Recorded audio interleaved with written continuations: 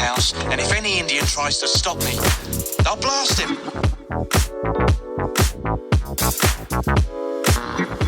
You know, the only thing more pathetic than Indians on TV is Indians watching Indians on TV. Hey everybody, it's Ian, and it's time for another episode of Native Film Talk, and today, Res Dogs, Episode 3. Season 1, Episode 3 to be exact. Uncle Brownie is the title of this episode, so let's just jump right into it. Directed by Black Horse Lowe, written by Sterling Harjo. This was the most random episode that I didn't know I needed, and why I say that is, I mean, we last ended with, you know, being at the Indian clinic, which I thought was a random episode in itself, but kind of made sense because it furthered the tension between the Indian mafia, and it just showed, like, hey, this Indian mafia doesn't mess around. I mean, they opened up the episode with Bear getting jumped. They've jumped Bear twice at this point. They did a paintball drive-by. Like, they're cutting into their copper game, their copper hustle, showing that the Res Dogs, like, they're not messing around. So Episode 3... the group is like minus Cheese, I should say, 3 of them. They're hanging out, and they're like, okay, let's go to Alora's uncle, Uncle Brownie, played by Gary Farmer, the legend of Uncle Brownie. You know, he has legendary fighting skills, as told. You know, he has this like legendary knockout story from the bar.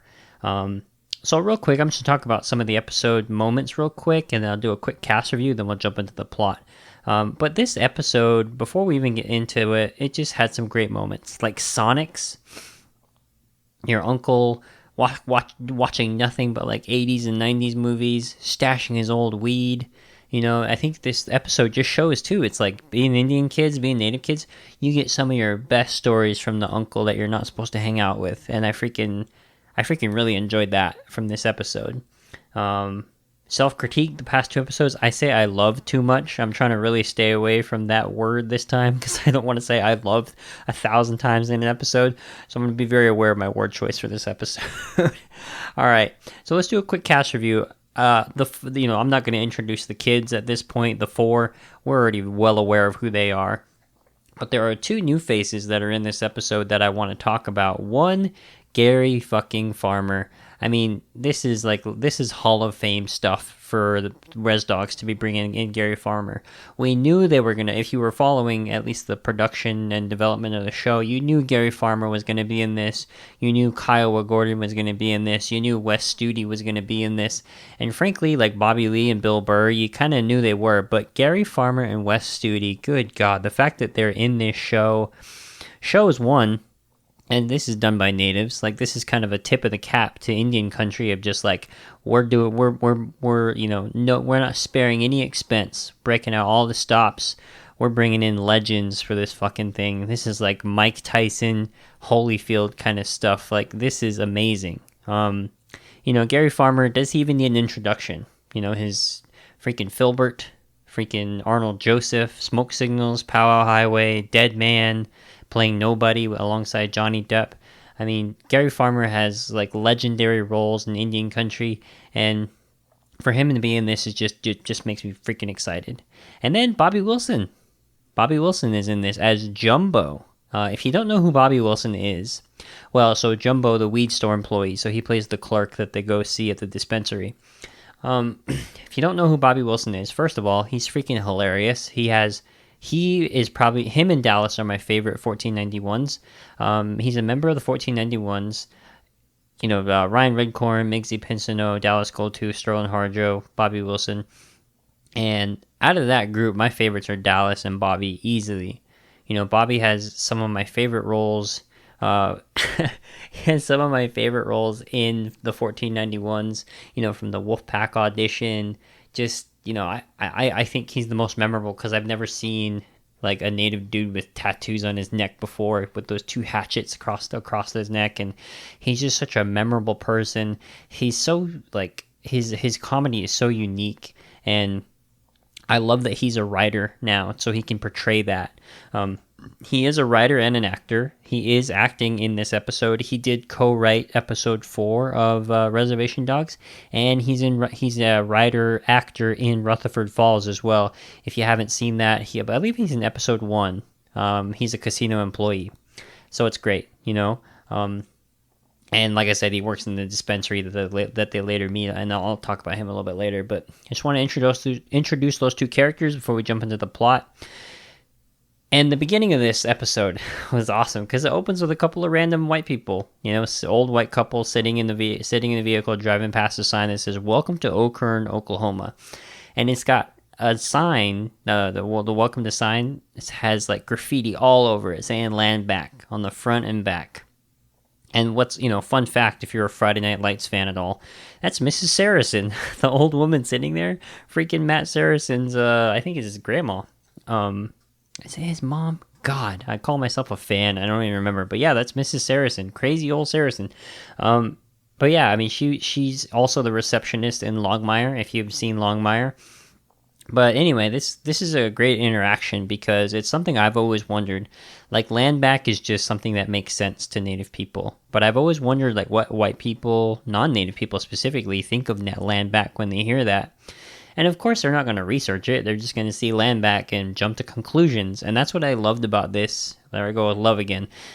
That's what I really admired about this interaction, because that's what this looks like from the outside. Is it starts these conversations where you can start to see the layers of ignorance. And I use that word specifically. It's like ignorance among, like regarding Native people. You can see it in the way that they talk about land back. Like once they start unpacking the layers of land back, because the husband's like, land back? What does that mean? He's like, do they mean all of it? No way they could mean all of it. I could see some of it given back, but no way all of it. And the wife is like, will you quit being a shit ass? The whites did an awful lot of killing, did an awful lot of stuff, took a lot in the land. America ought to be ashamed of yourself. And at this point, I'm like on her side. I'm like, damn right, Mrs. Saracen, damn right. And this is where the ignorance comes in of how there's still this perception that we're gone. There's still this perception that we're like almost distant to the point of like, well, there's clearly no information about these people. Googling Native Americans and looking into specifics and looking into the laws and history is something that's impossible. So I'm just going to go with the tribal knowledge, to call it that, of like the people and encounters I've had in my life. And I'm just going to take that as gospel, take that as truth.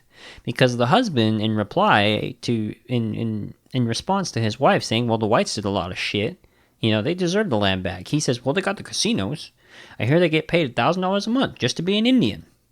I mean, if you're Native, you've heard this your entire life of just like, well, you get money from the casinos and blah, blah, blah. How much money you get a month from casinos?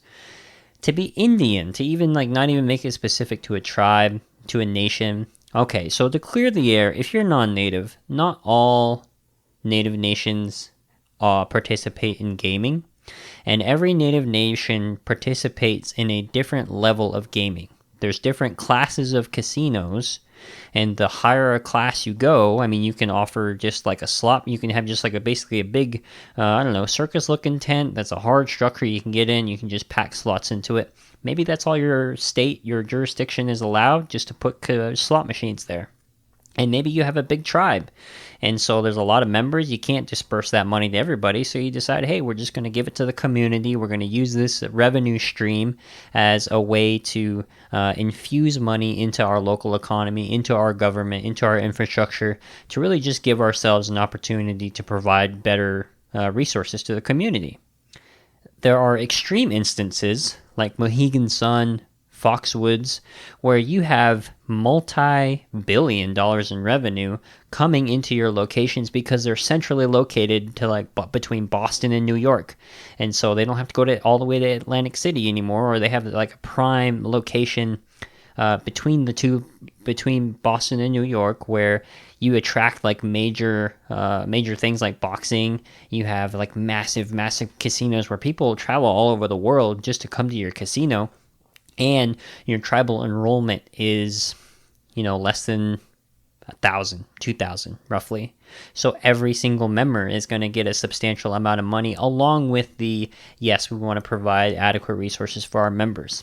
And then there's other cases like Navajos where it's like, there's too many of us. There's too many of us. Yeah, we participate in casinos, but there's too many of us to divvy it out. If you gave every single penny of revenue to a Navajo, we'd all get like $5 a year.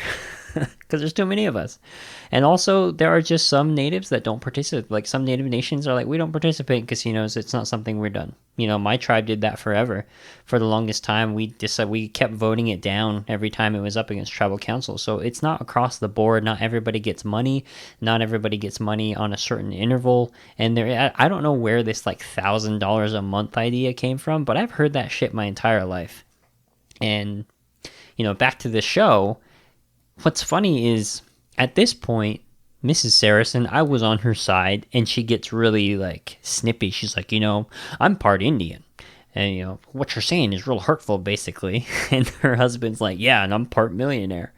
And I'm part Indian. Like, that once again, unpacks the ignorance. You start to peel back the layers of, like, even when you have allies, seemingly allies, people that are on your side, like, they're on your side because they think you're marginalized, and it's like hip and popular to like say, yeah, I support the oppressed people, and I support those that have been marginalized, and I'm helping give a voice for those for the voiceless.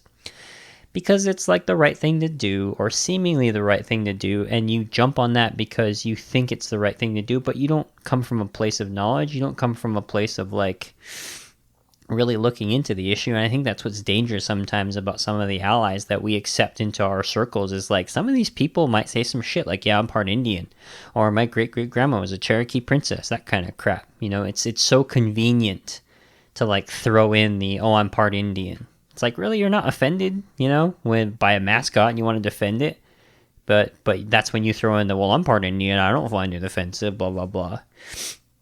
I really just think that this was great, and then I love that the interaction doesn't go any further because they've hit a fucking deer in the road, and like that's what starts the whole episode is backstraps, bro. And like this is like some major res shit. I've never even thought to do this.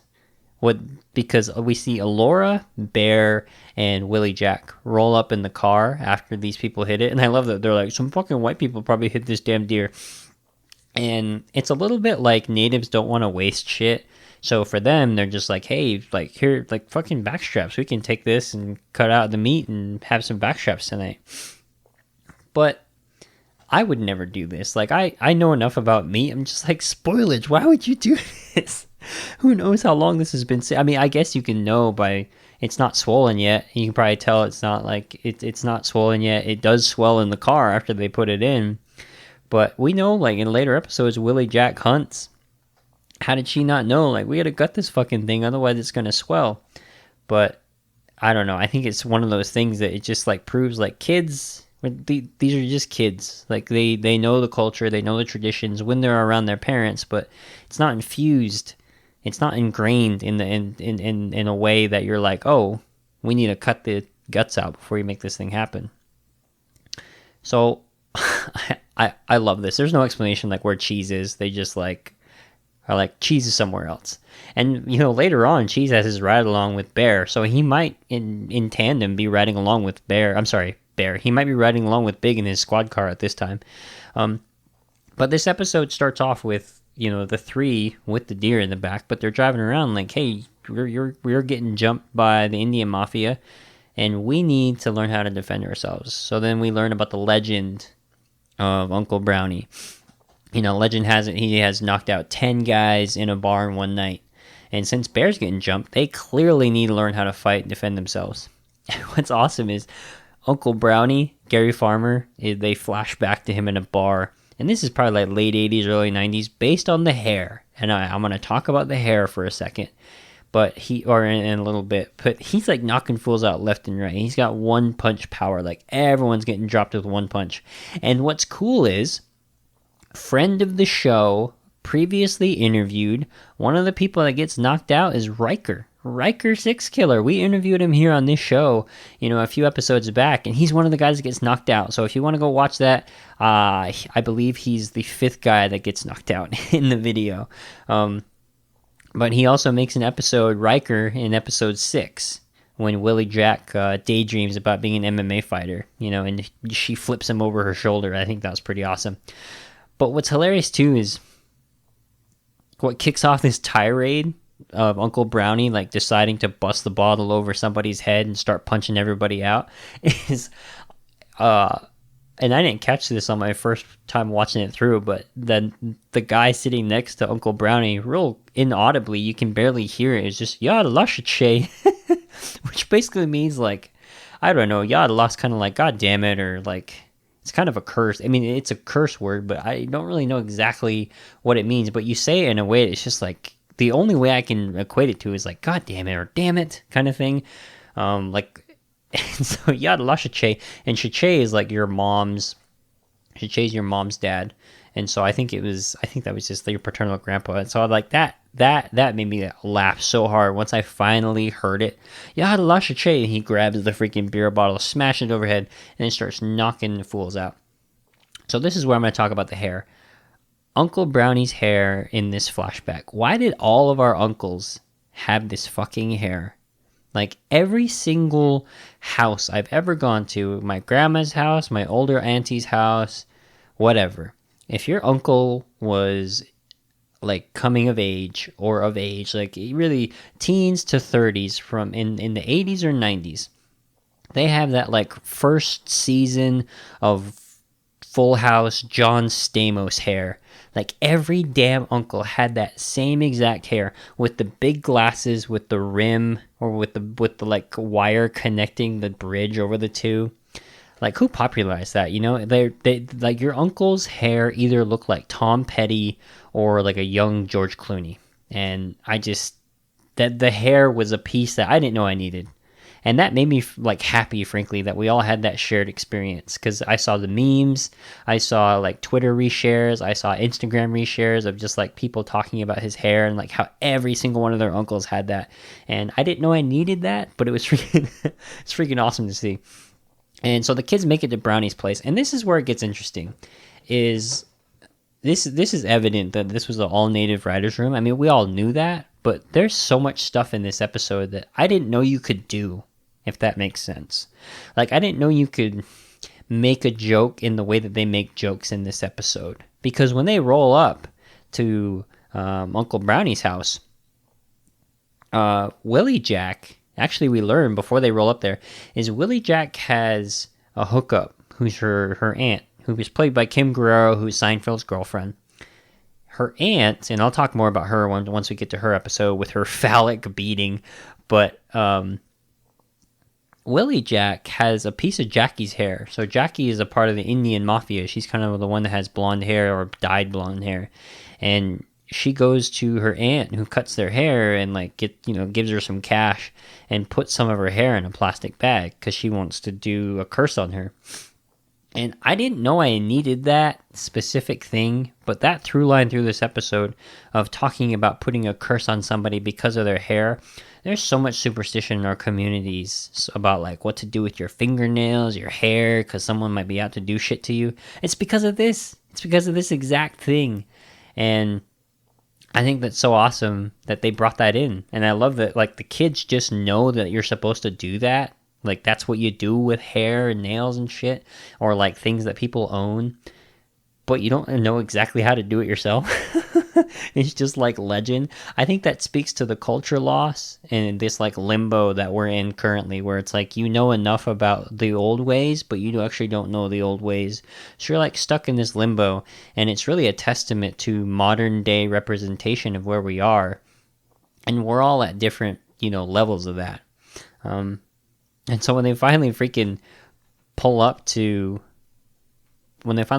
Brownie's, I mean, it's very clear Brownie doesn't want the visitors. He's got a sign at the front that says "Stay out, fuckers." Has nothing family friendly. It's got no toys. There's just junk everywhere. Skulls of animals and carcasses all over the place. And they walk up to the front looking for Uncle Brownie. And this is the best thing I've seen in a long time. There's a fake owl. An owl up front, and the kids are like, "Oh, fuck, we shouldn't have come here. Oh, this is a bad idea. Look, it's an owl." And the eyes of the owl are blurred out. Like it's a fucking, like somebody ripped off a shirt, like on Maury or Jerry Springer or something. And there's just like, it's just blurred out and censored out. I mean, one, because like in most native cultures, like owls are messengers of death, so you never want to see an owl. You never want to make eye contact with an owl. There's like more deeper meaning for some people, like the rings of the owl, the hair around the owl is supposed to be like symbolic of stuff. But like for Navajos, if for us, it's like you're not supposed to see it at all. So I would have blurred the whole damn thing out, not just the eyes. But that was awesome. I loved how that was blurred out, and I loved how social media just like ran with it and made all kinds of memes and just talked about how awesome that was. And my favorite part about it is like no one's gonna get that if you're not native or you don't really understand. I mean, I shouldn't say even native. If you grew up around native communities, you probably understand that, and that's what's awesome. Is this show is clearly for everybody, but some parts are just for us, and I think that's such a special part of this show. And we learn too. The next thing about this show is like the Indian way of being family. Like her mom and Brownie, Alora's mom, Cookie, and Brownie, they grew up together. Basically, they're not really cousins, but they are cousins. The way she was raised by Alora's grandma.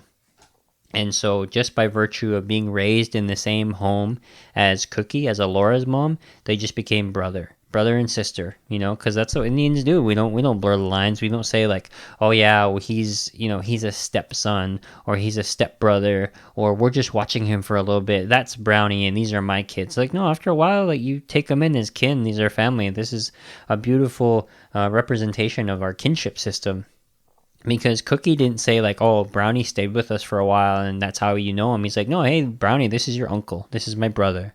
None of this cousin once removed shit, I mean, that's what it would be in non-native homes. Oh, this is my cousin once removed. I never heard that term in my life until I heard let me be very specific, until I heard a white person say, once removed, twice removed. I'm like, what the fuck does that mean? I have brothers and cousins and that's it, and sisters. But I have a shitload of them. And that's just how it works in our families. I think a lot of indigenous communities, native removed, like indigenous communities, that's just how we operate. And I think what's great is Elora explains all of this to Willie, Jack, and Bear before they get out. I mean, this is before the owl sighting, but Willie Jack like just responds casually like, oh, so she's like Cookie's brother, and that's it. There's no explanation. There's no timeout. Poof, you either get it or you don't. Because, like, if this was a non-native show, they would have went into this whole diagram shit. They wouldn't have even gone to this level. But before we go any further, can we just appreciate Elora's car? I mean, episode 7, where she goes and does her driving test, they really talk about her car. But this is like none of this smoke signals, driving backwards shit to represent a res car. This is a real Indian car. The visor's all trashed. Like, there's no fabric on the visor. There's probably no mirror. There's no rear view mirror. The upholstery on the roof is torn and coming apart.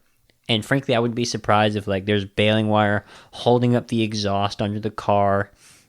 I wouldn't be surprised if, like, under the hood, like, there's baling wire in there. The baling wire holding together the taillights to the car because the mount broke off years ago.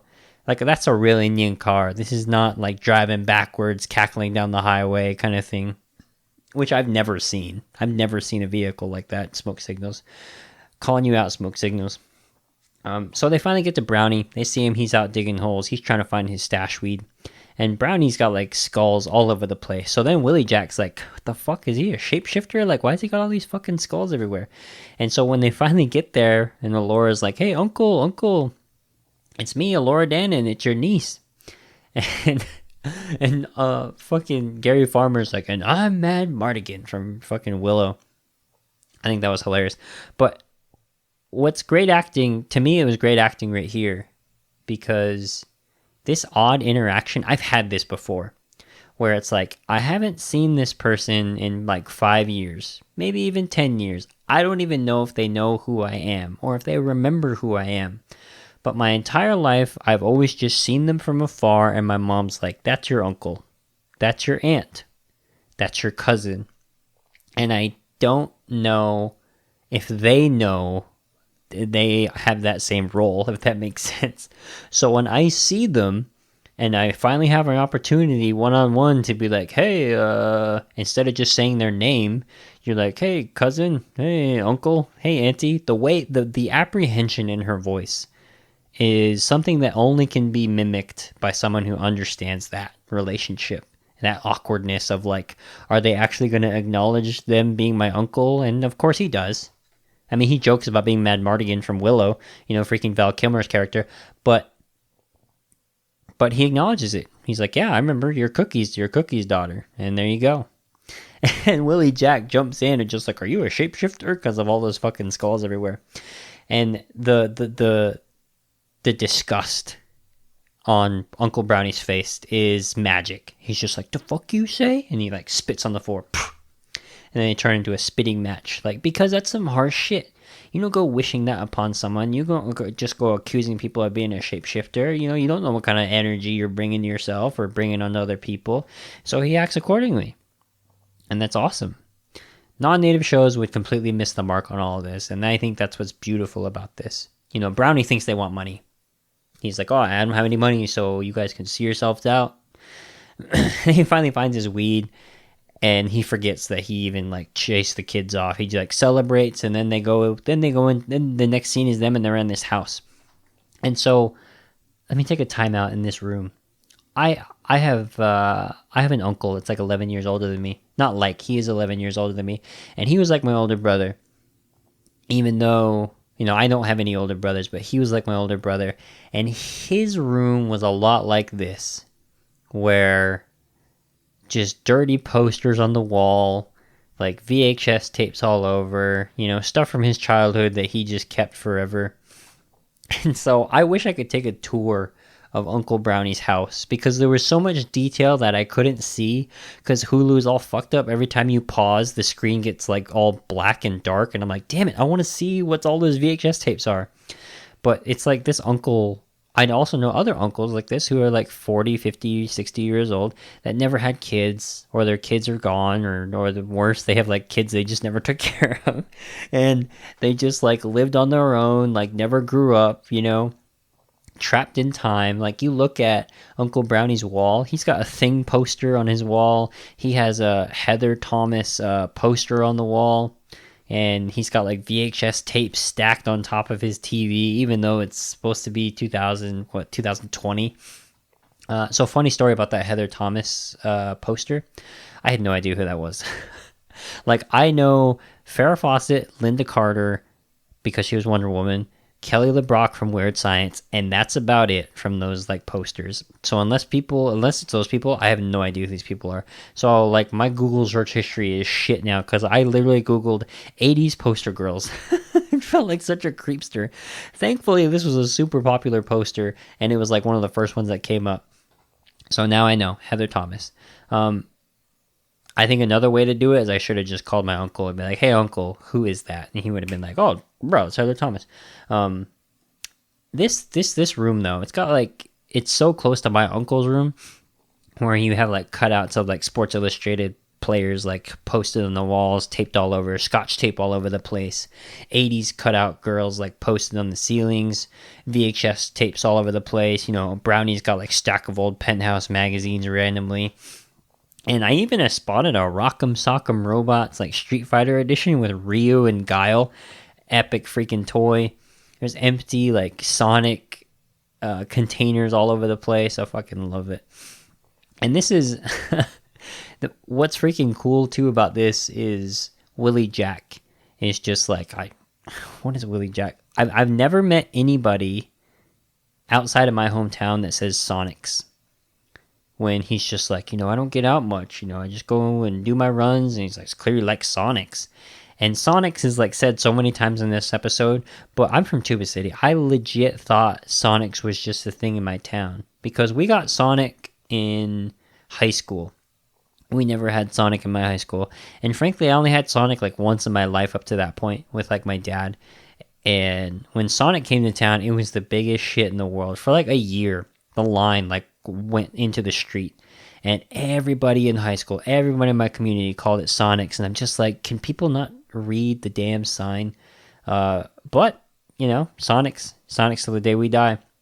And so I thought it was just a really like native thing, or a Navajo thing. And so when they said Sonics, I'm just like, we're not the only ones. It's freaking awesome. And so Willie Jack and everyone's trying to be like, hey, can you teach us how to fight, Brownie? You got this legendary story of you knocking out 10 dudes in one night. And Brownie's just like, no way. It was 20, bro. 20 and a cop. And they flash back, and he's got like Francis Ngannou power. Just these massive mitts, like knocking people out in these flashbacks. It's awesome. And what's fun too is about his bachelor pad is he's such a like wannabe aimster. Like you can tell he's like some rugged shit happened to him back in the day. He at one point gets like angry that the kids are accusing him that he can't fight. He grabs a dagger and like chucks it against the wall. He's got like an old tattered Andrew Jackson picture on the wall. And that's like some old native shit to like just to have this disdain for Andrew Jackson, you know? It's like you'll ask for $4 or $5 bills or 2 tens or even 20 singles before you let a Andrew Jackson touch your pockets. And the subtlety in this episode is off the charts. And Uncle Brownie's just like, get the hell out of here, you know? Just like, you kids are slowing me down. I'm not going to teach you.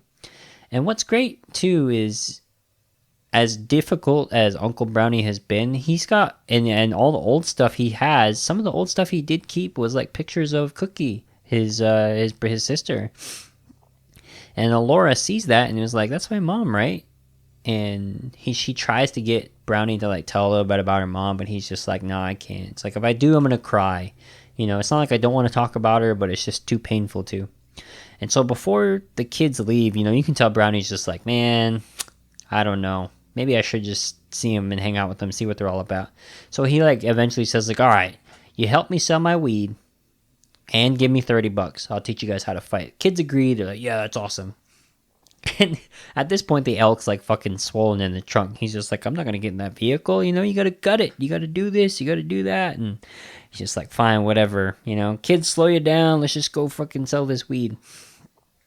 And Brownie's like clearly a pothead. Like he even admits, he's like, all I do is smoke weed all day. You know, weed's the creator's medicine. You know, alcohol is the devil's work.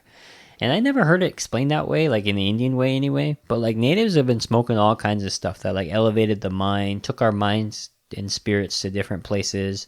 You know, ayahuasca and peyote, weed. Whereas like alcohol is a depressant. You know, that shit was introduced to us. You know, it's what tore us down. And Brownie seems like a former wannabe aimster or an aimster. You know, hardcore fight the power kind of guy. And so I was really digging his vibe this whole time. And so I can't give enough, I don't know what the word is. I can't give enough appreciation to Willie Jack's one-liners in this episode. Willie Jack is like, this episode made me realize like Willie Jack is just perfect.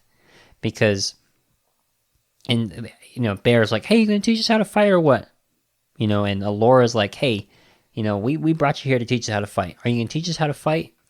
And Willie Jack, and he's just like, so you can teach us how to scrap or what? Only the resiest people I know say fucking scrap.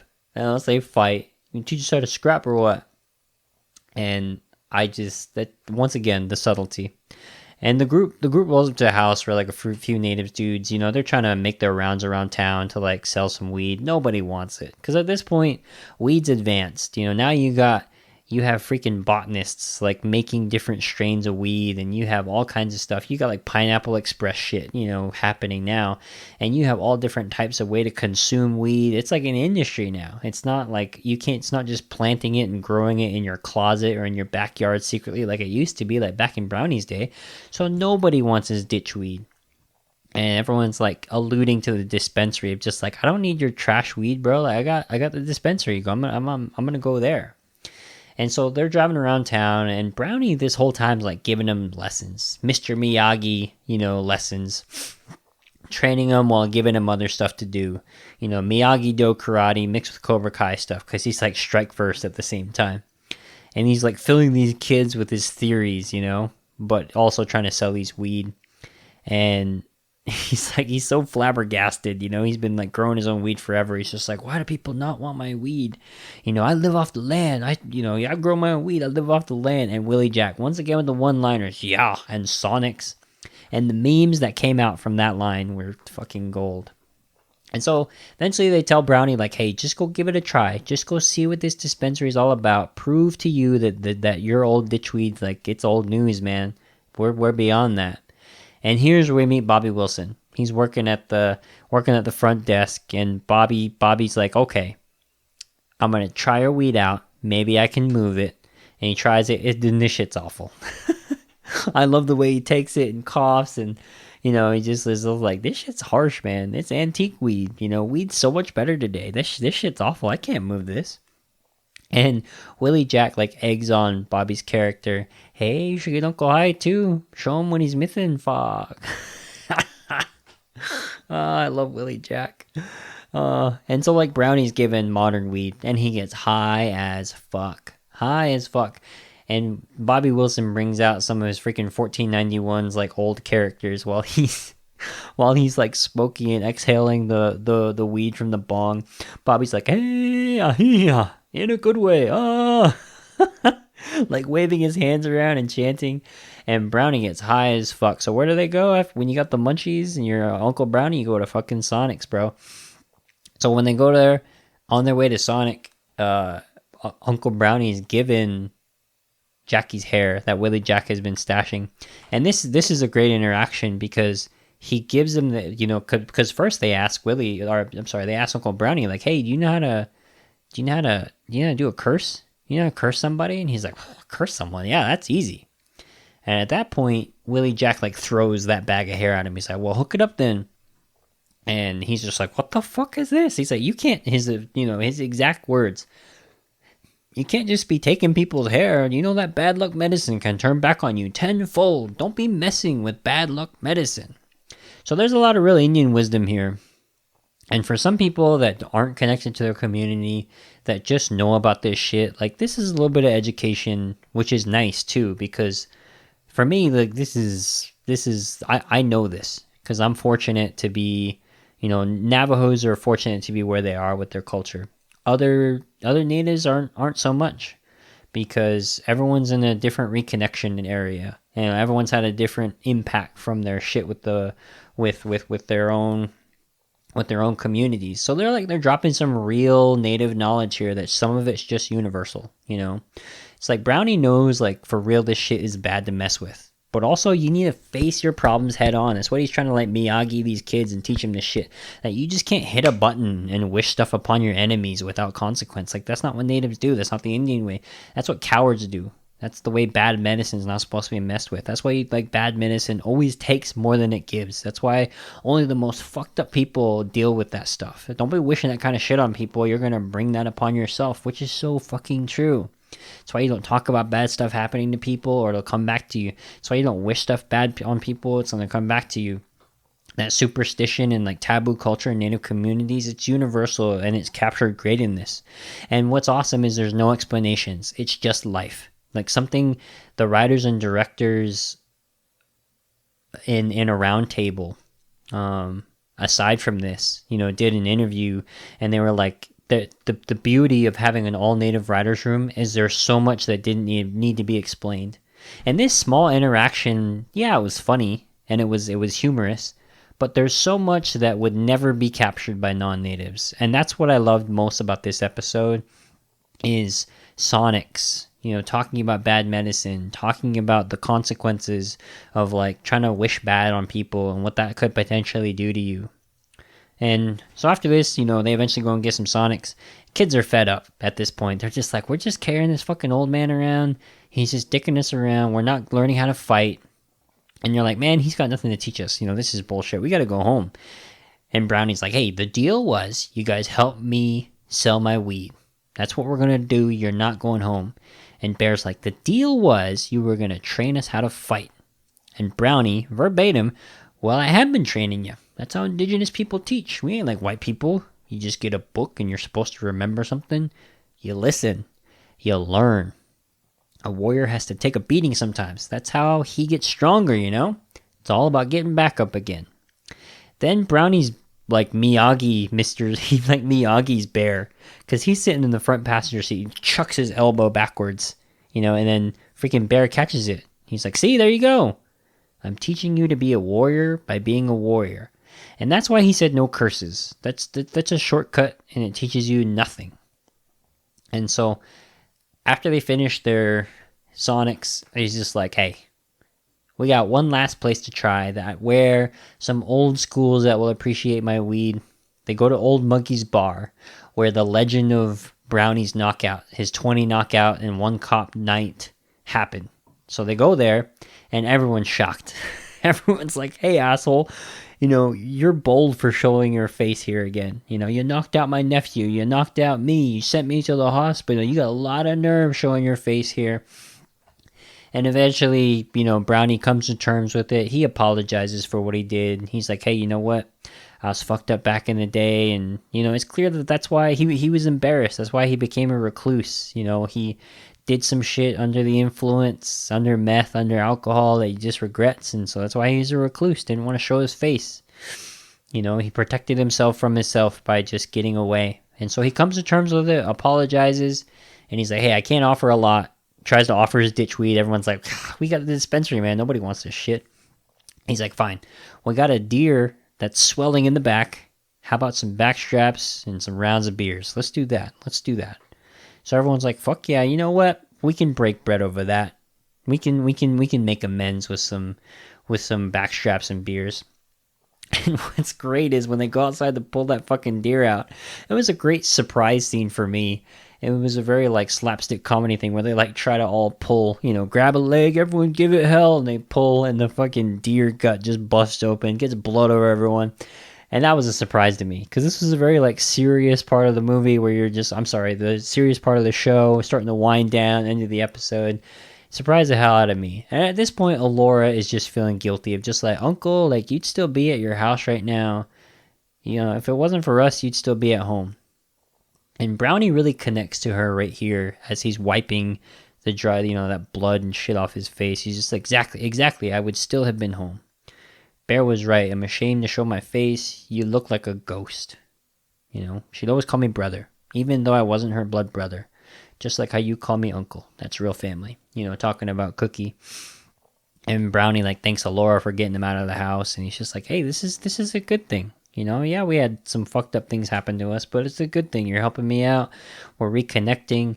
It's very clear that Alora needs family. And we learn that later on as she tries to, get her driver's license. She needs family. She doesn't have a whole lot.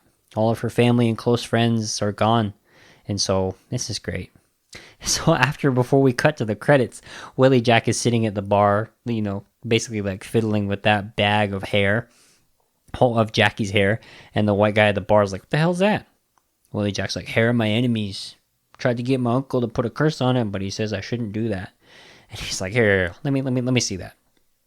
I'll see what I can do, and just pockets it. And then the episode just ends. So who knows what the hell that's gonna bring. So I've seen up to episode 7. There's 8 episodes in the season. The hair and this white dude have not come up, so who knows what the hell is happening. My thought is maybe he runs a DNA test and finds out Jackie isn't native and just uses that as leverage for them or some shit, Who knows? So let's talk about the positives. So the owl eyes blurred out. That's legendary stuff right there. The land back scene at the end. What's great is that's a total for natives only thing. What I hope though is that people will talk about land back. You can go to landback.org. I think it's org. And there's information about it. If you don't know what land back is, it's an actual movement. It's not just a social media craze. It's not just something you can buy as a sticker or follow on social media. Go to their website and learn about land back. It's not all, whatever you think land back is, it's not. So go check out land back. Land back, go check out that website and read about it. It's not a whole lot of reading. Just read it. You'll see. Native and non-native alike. Don't assume just because you're native you know what it is. I didn't, so go check it out. It's a good opportunity for us to dig into this and really understand what it means. And then Uncle Brownie's haircut back in the day, I needed that. I really needed that in this episode. One of my uncles, I was just like, why did all of our uncles have that fucking hair in back in the day? Forgetting I'm talking to my uncle, and he's like, hey, whoa, hey, easy there. Oh man.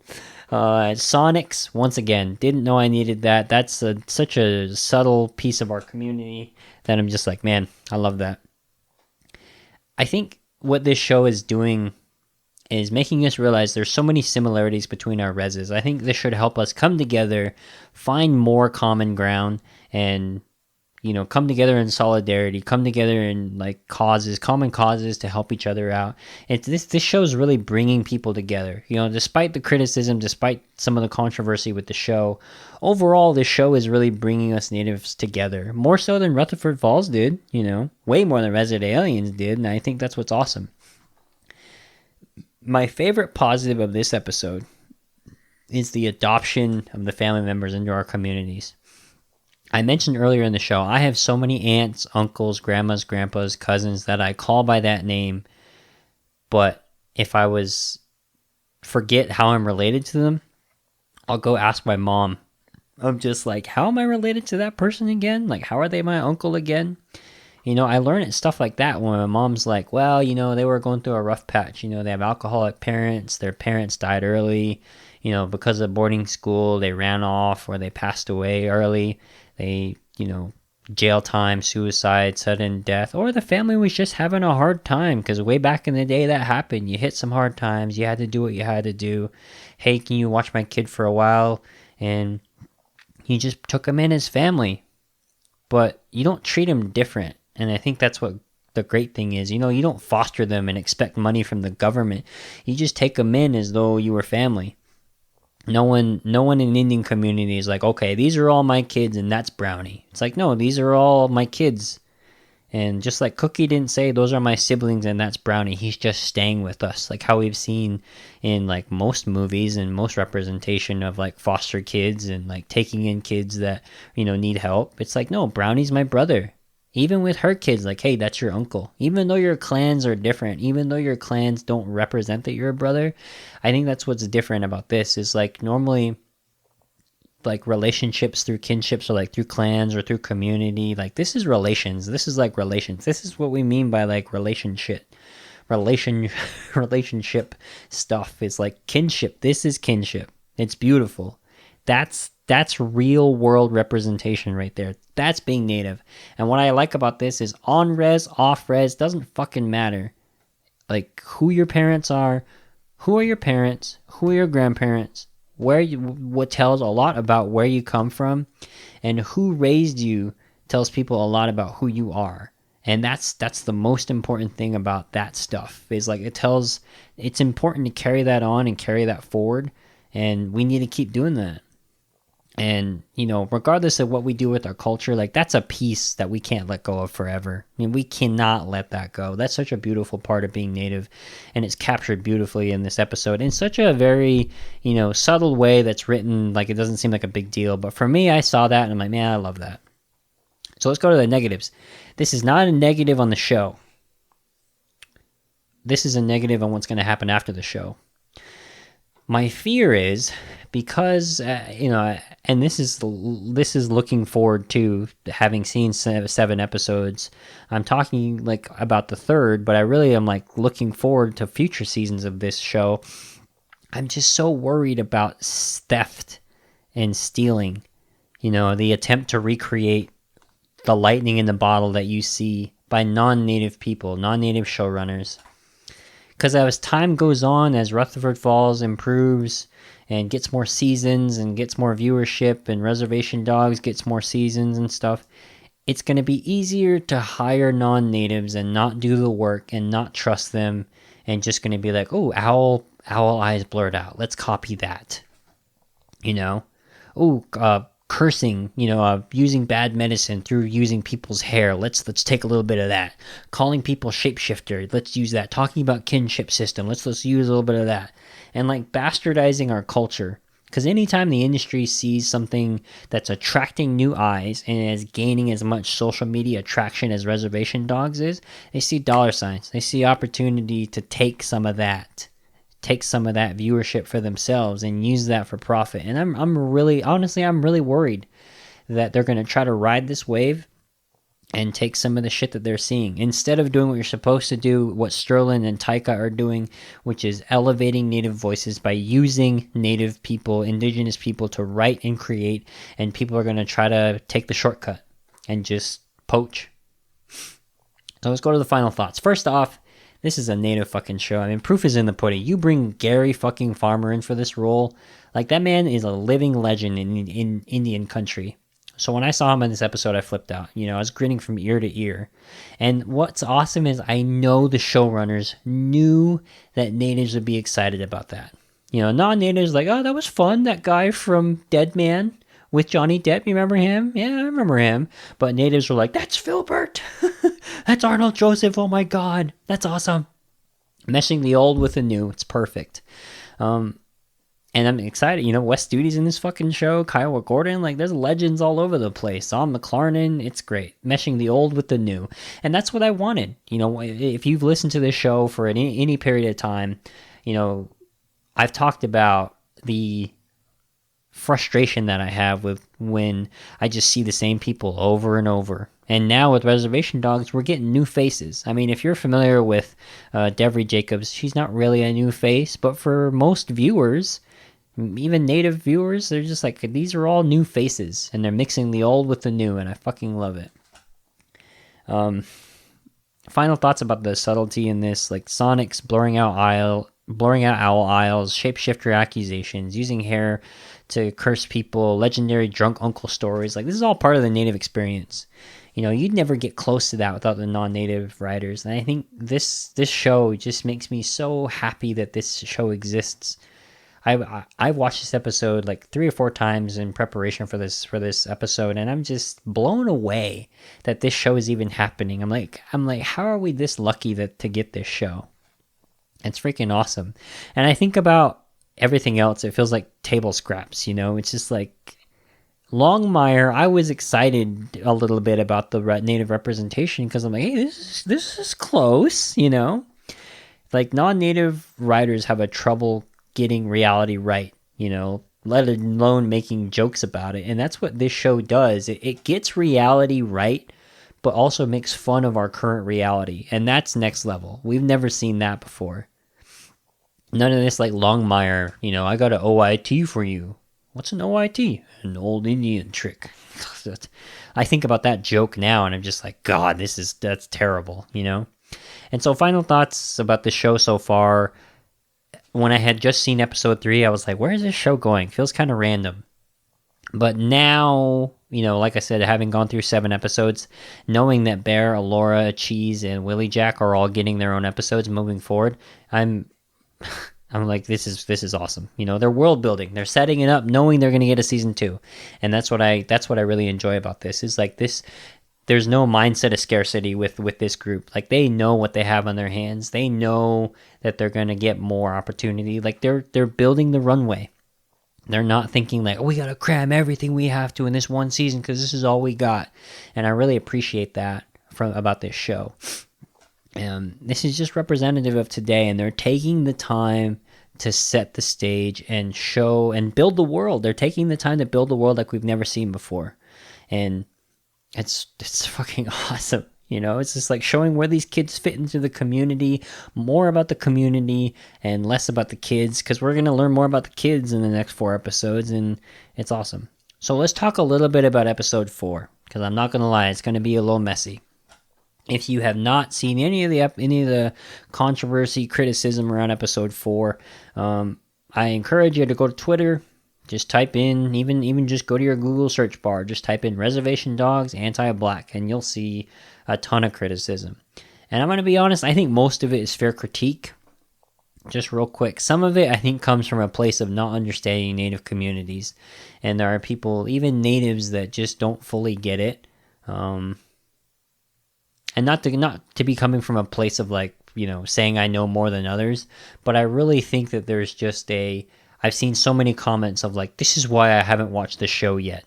And I'm just like, you're not even watching the show. You're just jumping on the criticism bandwagon.